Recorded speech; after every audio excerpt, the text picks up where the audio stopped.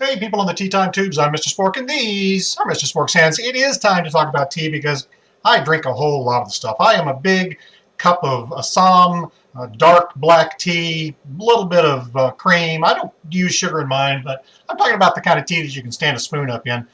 Builder's tea, sometimes it's called, because it's every bit as rich and satisfying as coffee.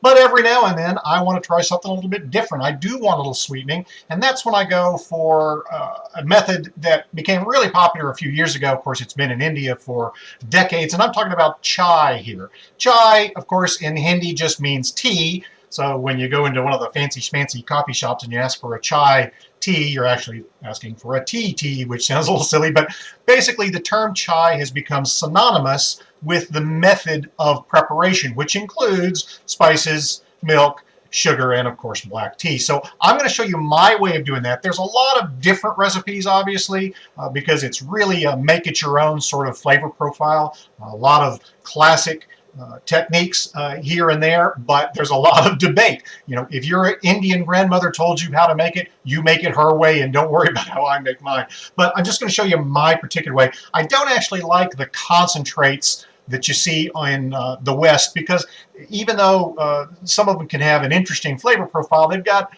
usually too much sweetening or a sweetener that I'm not particularly fond of, flavor-wise or otherwise, and you just lose something. And it's so incredibly easy to make it yourself with your own spices. As I say, the recipes can range all over the map. So let's talk a little bit while my water comes up to temperature about the spice part of that equation, because that's the most important. I've seen recipes that have literally just cardamom pods in them, and that's it. That's okay. I've seen recipes that have literally 30 ingredients, and that's okay too. There's really no wrong answer. You, again, have to do it according to what you like in your chai. Cardamom is one of the kind of pillars, if you will. You can see I've got green pods here that have the seeds inside them. You can actually buy what's called decorticated cardamom. That's the seeds that are inside those pods already taken out. Either one will work. I usually keep this around for when I'm making Indian food. I don't want to mess with the husks of the pod. But in the case of chai, since we're going to strain it anyway, the cardamom pods do really, really well. So you could certainly, as is some recipes proclivity, grind all of the spices down to a very fine powder and then either strain it or just leave it in there. Personally, I like to use a chunkier spice and strain it out afterwards. So I'm going to go with my trusty old mortar and pestle instead of an electric coffee mill. Again, use whatever you've got. And I'm going to make 2 cups here. I use about equal parts of milk and water, but I'm going to make a couple cups of chai, because when you're going to the trouble, you might as well go ahead and make a couple cups, because you're going to drink it. It's tasty stuff. I'm going to go with, what is that, 6 or 7 cardamom pods in there. The other, another tenet, of, if you will, of chai spice is clove. You can easily overpower with clove, so I'm just going to throw in 2 there. Peppercorn, another one, very common. I've actually used black and white both. I just happen to have a surplus of white today, so I'm going to go in with, I don't know, what is that, 10 or 12 peppercorn kernels at most, but use, again, whatever you've got. And, you know, if there is a place where you can get away with using spices that are towards the end of their prime, don't use junky spices, but towards the end of their useful life, this is a great place to use them, because you're going to steep them in this water. It's going to extract all those oils out. Cinnamon, very commonly seen in chai recipes, and you probably recognize this. This is Cassia Cinnamon, what most people in North America know as cinnamon. You could certainly use true cinnamon if you can get it, but quite frankly, I like Cassia Cinnamon in this case. It's more of a single-minded, stronger, more potent flavor. If you wander around the hills of China like I do occasionally, you might even recognize this. This is also Cassia Cinnamon. It came from a bigger tree, obviously, Big Brother, but this is actually literally the same stuff. What you do want to do, if you are using the sticks, is you want to crush it up. You can even buy what's called quarter-inch dice or quarter-inch chips, but basically I take these kind of cinnamon sticks, and I grab a kitchen towel and my trusty cleaver meat pounder and just pound it under that paper towel or dish towel, I should say, to keep it from flying everywhere. Pound it up so that you get a little bit more exposure, and that's what I'm using here. Again, we're going to strain it, so it doesn't have to be particularly fine. I'm just going to put in, I don't know, what is this? This is a stick's worth at most, maybe, for 2 cups. I'm going to pound it down just a little bit more, but that's enough of that. And now here's something that I use that isn't particularly common. I actually use orange peel. I've really gotten to enjoy the citrus zest, whether you use an orange or lemon or lime.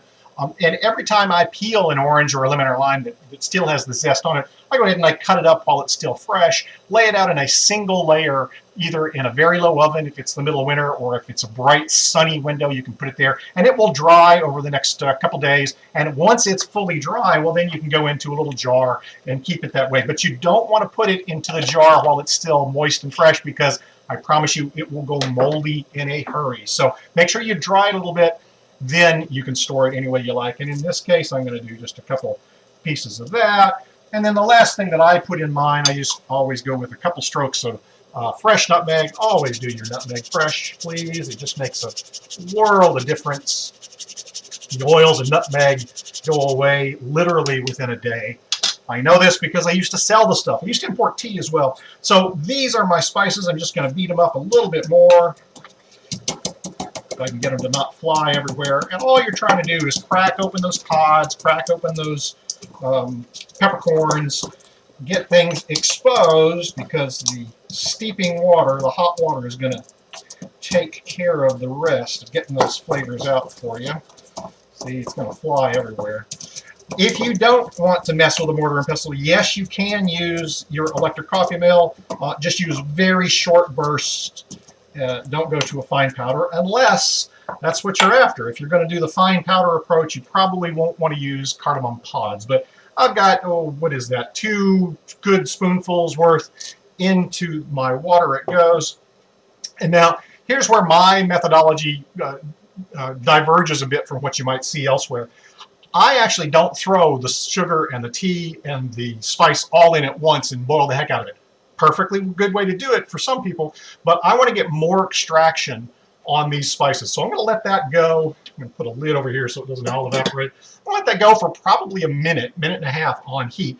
Gives me a chance to talk about the tea. Now, you do want a good, solid black tea. Can you use tea bags? Absolutely you can, but even though tea bags have gotten better in the last decade, the kind of tea that you usually, not always, but usually find in tea bags isn't always the greatest. And the old trick I used to use is you shake it over a white piece of paper and you get a lot of dust and filings. Probably not the best tea. So you might want to up your tea ante a little bit and use either really good bags or go get yourself some good loose leaf. This is an Assam. I love Assam tea. Sadly, it's getting a little harder and a little more pricier to find because of the unrest in the region, but they still make some really awesome deep dark tea. It's what I use for my black tea, for my builder's tea as well. For 2 cups, I'm going to use about 10 grams worth, and that's, let's see, that's about 5 grams. So for every cup, you're going to use about that much. What is that, a tablespoon or so? But doing it by weight is going to be a more consistent way. Remember that if you want a stronger tea flavor, you do not steep tea longer, you add more tea. Every tea is going to have an optimal steeping time, and it's going to vary batch to batch, chest to chest, season to season. So once you know that perfect steeping time for that batch you're working with, that month or 2 months, don't change the amount of time, change the volume of tea that you use. This is for chai or regular tea. If you want a stronger cup, steeping it longer will just make it bitter. If you want a stronger cup, just use more tea. But this is, as I say, it's about 5 grams per cup, and since I've got 2 cups there, I'm going to go with about like that. So that's how much tea I'm going to use, but notice that I don't want to put it in for this full duration boil. If you boil tea for a long time, it will also go bitter. So when I am ready, I'm going to pull this off the heat, I'm going to throw the tea in, and I'm going to steep it, in this case, for 4 minutes, which is exactly what I want out of this particular batch of tea. So I'll see you in just a couple seconds after this is infused a little bit longer.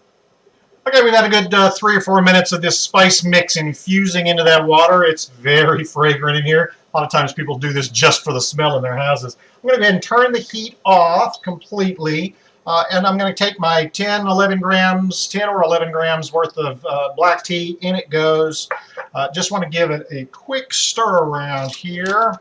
Just make sure that your leaf has plenty of room to expand. That's one of the reasons tea bags aren't always the greatest, is because they don't give the tea the actual physical tea leaves enough room to expand. They only release their flavor when they expand. So if you've got a wet blanket of a tea bag on top of it, not always going to give you the most complete infusion of the flavor. So now I'm going to start a timer. I'm going to give that 4 minutes of steeping, as I say, because that's what I know is right for this batch of tea. While I'm in there steeping, I'm going to show you a couple other little flavors. I always take a couple slices of my almost dead garlic. This is the the tail end of garlic, and go ahead and throw a few of those in there. Now, this is, of course, ginger. This is garlic. I don't know what I was thinking. I think I was tea deprived. Obviously, I'm using ginger here, not garlic. Who knows what I was thinking? I just need more tea.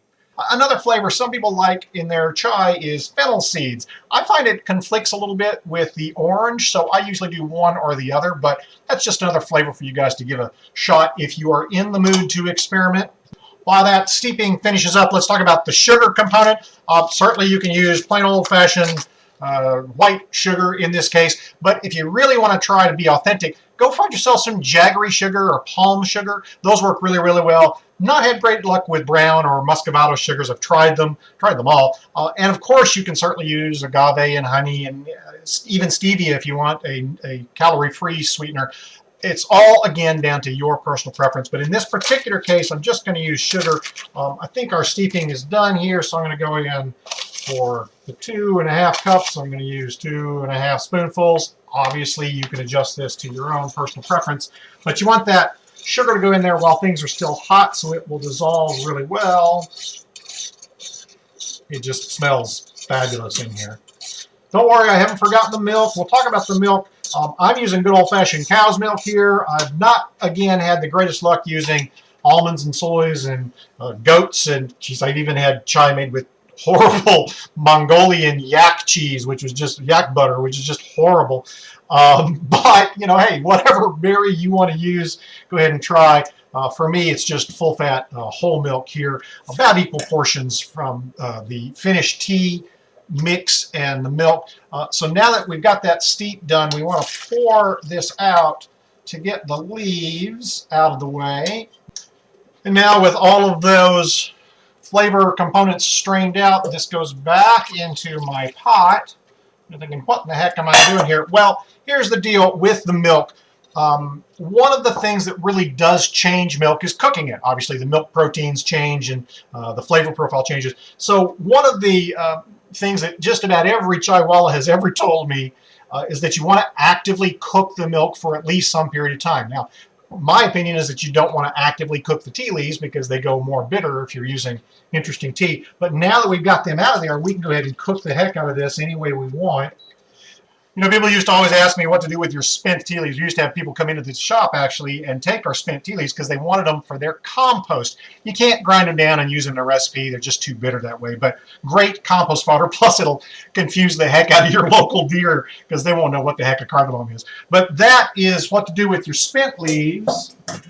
And as you can see, my milk has come back up to a boil. I want to grab my spatula just to get that foam down. Now, a lot of times people will see chai that has the foamy top on the top of the glass, and that actually isn't this cooked foam. This is ready to go here.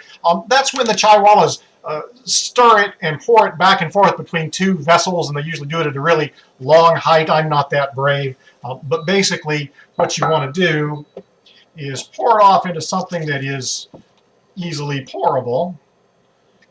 And I've got my preheated cup over here. Definitely preheat your cups because you don't want to lose 20 or 30 degrees going into a cold cup right off the bat. This is my cup for right now. And for a drive out to the farm, I am going to use a strainer just to catch those last little bits. And I'm going to go into a preheated thermos. I really like these little bullet thermoses because they hold heat really well. I will tell you this, though. Whatever strainer you use for your chai is going to get the aroma and smell of chai. So get one dedicated just to that. If you use, see if I've got one here. If you happen to use one of these types of strainers, make sure that you get one that you dedicate to chai because it will make your coffee taste funky and your regular tea will all start to taste like chai. So there you go. That is chai, my method, absolutely not the only way to do it, but I do hope you get out and try play around with the different spice blends and the teas and times and temperatures and amounts. It's going to be your own personal private recipe, and you're going to love it. I promise you will. Thanks so much for liking and thumbs upping and tweety book spacing and all that other instant media, social media stuff. As always, please do subscribe if you haven't already, because that's really important to us now as YouTubers. We need a certain number of subscriptions for us to stay in the loop. And if you do want any of the details on this recipe, go up to my blog. It's up there in the corner. Got all the kind of details you want about this recipe and all the other stuff you see on the channel. Thank you so much. And I always appreciate you guys watching, especially if you watch the ad that runs after this, because that lets me keep doing it for you. Until next time, it's tea time for me. Cheers.